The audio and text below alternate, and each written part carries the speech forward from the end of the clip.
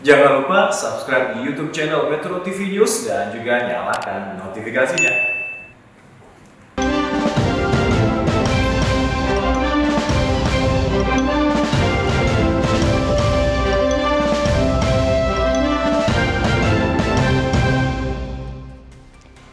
Halo, selamat malam pemirsa. Anda menyaksikan President's Corner bersama saya Yohana Margareta. Kita akan melihat bagaimana Presiden Joko Widodo menjalankan roda pemerintahan, mengatasi berbagai persoalan dan menjalani agenda kepresidenan selama sepekan terakhir. Dan langsung saja inilah President's Corner selengkapnya.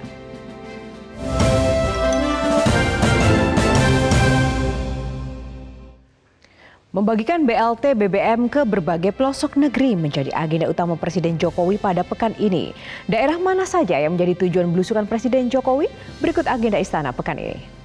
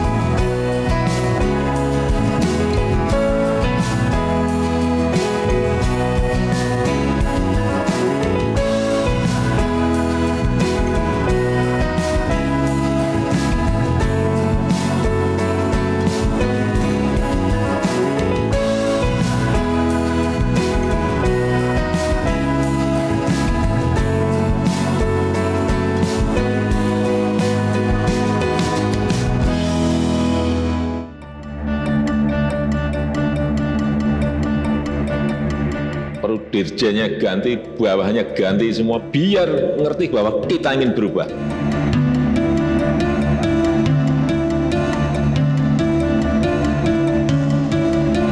Tetapi apabila ada masalah-masalah, tolong disampaikan, baik yang mungkin berkaitan dengan imigrasi dan lain-lainnya. Pekan ini Ditjen Imigrasi disentil Presiden Jokowi. Tak tanggung-tanggung, Presiden meminta Menteri Hukum dan HAM merombak struktur Direktorat Jenderal Imigrasi. Presiden mengusulkan untuk jebol desa. pengganti dirjen hingga seluruh jajaran di bawahnya. Menegakkan hukum keimigrasian sebagai gerbang NKRI. Pasti nyata menjadi tema jingle yang bulan lalu diunggah di channel YouTube Direktorat Jenderal Imigrasi. Jingle berdurasi 1 menit ini mengusung sejumlah jargon seperti memberi karya terbaik, pelayanan, dan praktis cepat mudahkan semua pelayanan keimigrasian. Namun jauh panggang dari api. Pekan ini, Presiden Jokowi justru menyentil buruknya kinerja Ditjen Imigrasi. Mengatur dan mengontrol. Sehingga apa? Akhirnya apa? Menyulitkan.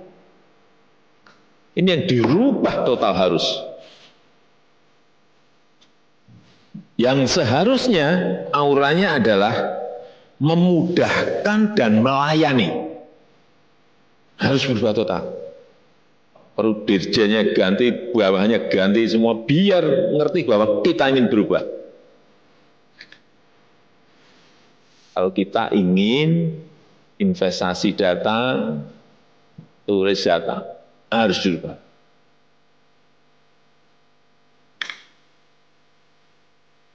Saya terus terang dapat suara-suara seperti itu juga malu juga. Mestinya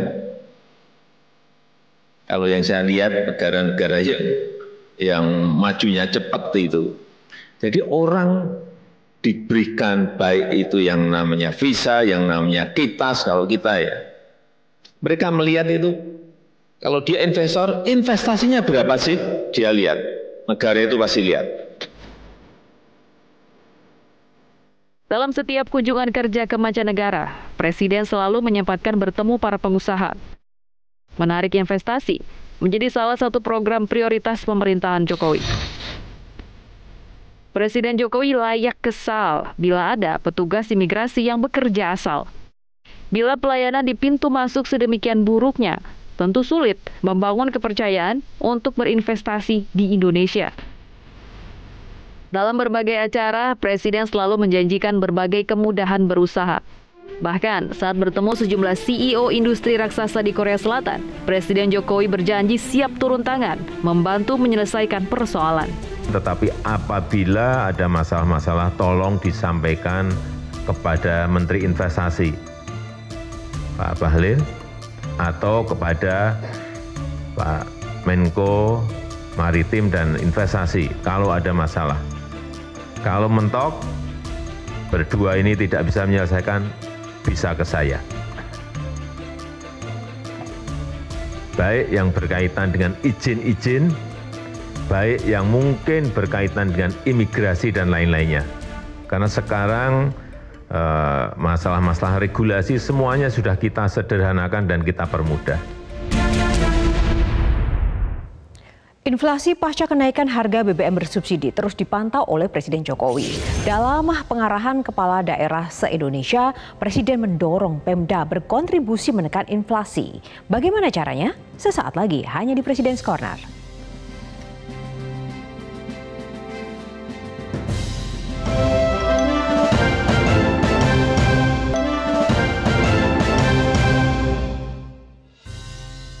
Dampak terhadap inflasi ini diperkirakan nanti akan tambah 1,8%. Dan ini yang kita tidak mau. Tidak perlu ragu-ragu menggunakan anggaran yang ada karena sudah ada peraturan Menteri Keuangan dan juga SE dari Menteri Dalam Negeri. Payung hukumnya sudah jelas. Mendorong sinergi pemerintah pusat dan daerah menjadi strategi Presiden Jokowi menekan inflasi. Presiden meminta Pemda tidak ragu menggunakan APBD untuk mengintervensi inflasi. Presiden menegaskan telah berkoordinasi untuk memastikan strategi tersebut tidak melanggar hukum.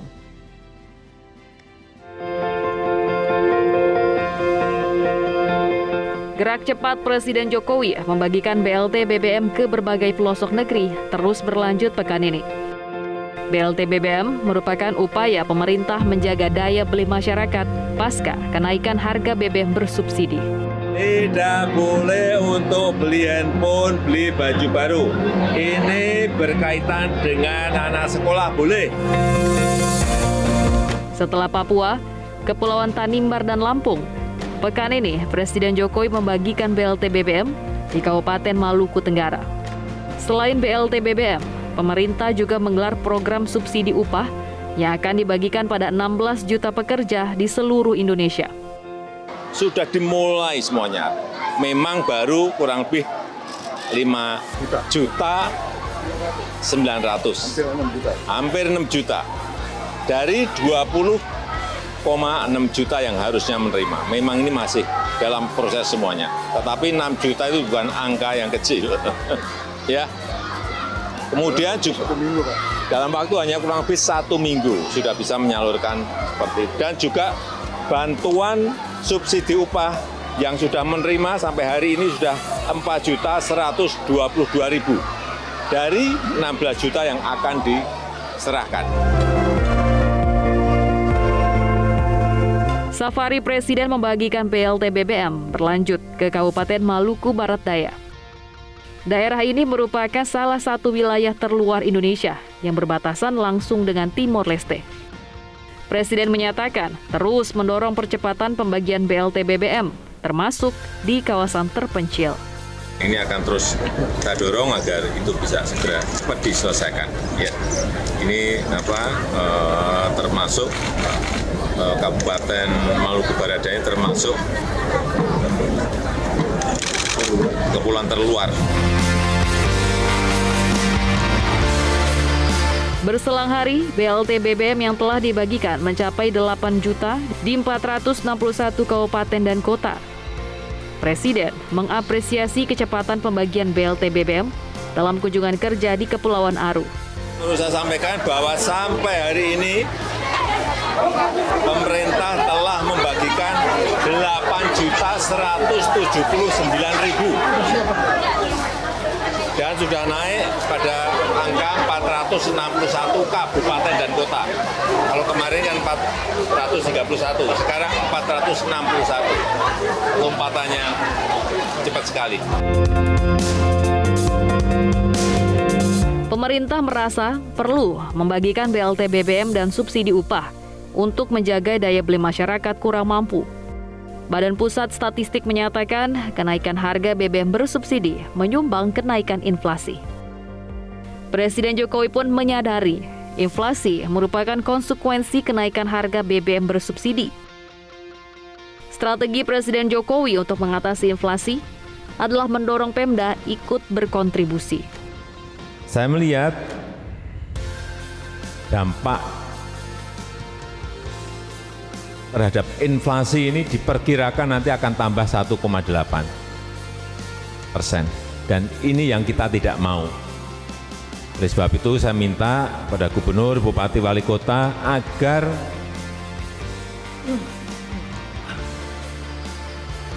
daerah bersama-sama dengan pusat bekerja bersama-sama seperti saat kita kerja secara serentak dalam mengatasi COVID. Saya yakin, insya Allah ini bisa kita lakukan sehingga inflasi di tahun ini kita harapkan bisa dikendalikan di bawah 5. Saat memberikan pengarahan pengendalian inflasi kepada seluruh kepala daerah pekan ini, Presiden menginstruksikan Pemda menggunakan 2% dana transfer umum dari pusat sebagai bantuan sosial. Presiden juga mendorong Pemda menggunakan anggaran belanja tidak terduga dalam APBD untuk subsidi inflasi. Presiden mengingatkan bila Pemda tidak cepat mengintervensi inflasi dapat meningkatkan angka kemiskinan. 2% dana transfer umum itu masih kira-kira 2,17 triliun. Kemudian belanja tidak terduga 16,4 baru digunakan 6,5 triliun. Artinya masih ada ruang yang sangat besar untuk menggunakan, sekali lagi, hati-hati. Karena nanti larinya kalau nggak diintervensi kepada kenaikan kemiskinan. Presiden menegaskan, Pemda tidak ragu menggunakan APBD untuk menekan inflasi. Presiden telah berkoordinasi dengan aparat penegak hukum untuk memastikan skenario tersebut tidak melanggar aturan. Kemarin saya kira sudah juga bertemu dengan Jaksa Agung, dengan Kapolri, dengan BPKP.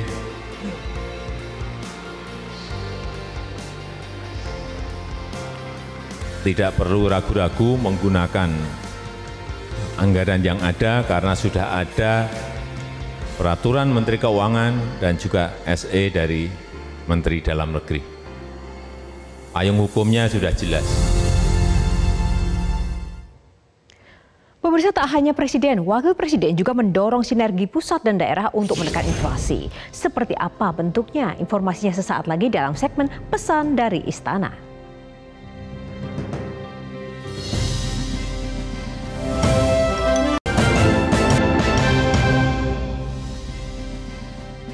Pemirsa, sinergi pusat dan daerah untuk menekan inflasi tak hanya digaungkan oleh Presiden Jokowi. Pekan ini, Wakil Presiden mendorong sinergi pusat dan daerah terutama dalam mengamankan pasokan pangan. Untuk mengendalikan inflasi selain yang dilakukan pemerintah pusat, itu sudah juga dikoordinasikan dengan pemerintah daerah untuk mencukupi supply chain, ya, pasokan yang dibutuhkan pangan dan lain-lain sebagainya, sehingga diharapkan bahwa inflasi kita akan dapat ditekan. Kalau dari satu daerah memang membutuhkan, sehingga untuk menekan jangan sampai harganya naik, itu akan disuplai dari daerah lain. Ini sudah ada semacam kesepahaman antara satu daerah dengan yang lain. Tapi di sini tidak ada, nanti dari sini dengan melalui, dan di mana nanti pemerintah daerah diharapkan membiayai, ya, ongkos atau transportasi dari pemindahan itu, sehingga harganya bisa ditekan. Dengan demikian inflasi bisa dikendalikan. Setelah meninjau langsung pembagian BLT BBM di berbagai pelosok Indonesia, Presiden mengapresiasi distribusi BLT BBM yang berjalan baik. 3 September 2022 yang lalu, saya telah memerintahkan Menteri Keuangan, Menteri Sosial, Menteri Ketenagakerjaan untuk segera membagikan BLT BBM dan bantuan subsidi PSO, dan pembagian telah dimulai secara masif di kantor pos untuk BLT BBM sejak akhir Agustus yang lalu. Dalam beberapa kunjungan kerja saya ke daerah, pembagian BLT BBM ini selalu saya tinjau langsung pelaksanaannya. Yang pertama kemarin di Kabupaten Jayapura, kemudian di Saulaki, Kabupaten Kepulauan Tanimbar, dan juga di Kota Bandar Lampung. Dan kemarin juga saya lihat juga di Provinsi Maluku, di Kabupaten Maluku Tenggara, di Kota Tua, di Kepulauan Aru, dan juga di Kabupaten Maluku Barat Daya.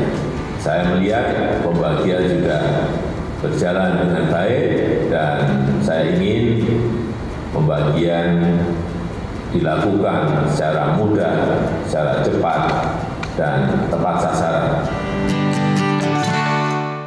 Pemirsa, pekan ini Presiden Jokowi juga meresmikan jembatan gantung di Maluku Tenggara. Jembatan ini akan membantu mobilitas warga antar pulau setempat. Presiden menyatakan bahwa jembatan ini membuktikan pemerintah tidak hanya membangun infrastruktur berskala besar, namun juga memperhatikan infrastruktur di pedalaman. Jembatan BRT ini penting sekali dalam rangka mobilitas orang maupun mobilitas barang. Dengan kemudahan-kemudahan itu ada kecepatan distribusi barang maupun distribusi jasa. Sehingga ya bukan hanya yang kita bangun itu bukan hanya jalan tol yang gede-gede atau pelabuhan yang gede-gede atau airport yang gede-gede, tapi jembatan antar desa, jembatan antar pulau yang seperti ini juga. Ini setahun kita bangun kurang lebih 200-an jembatan gantung seperti ini. Antar desa, antar kecamatan, antar pulau yang kecil-kecil. Saya kira penting untuk mobilitas barang dan jasa. Ya. Ya pemirsa, informasi tadi sekaligus juga menutup perjumpaan kita dalam President's Corner kali ini. Mewakili tim yang bertugas, saya Yohana Margareta undur diri. Terima kasih atas kebersamaan Anda. Tetaplah bersama kami. Sesaat lagi program Top News akan hadir untuk Anda. Sampai jumpa. Semangat.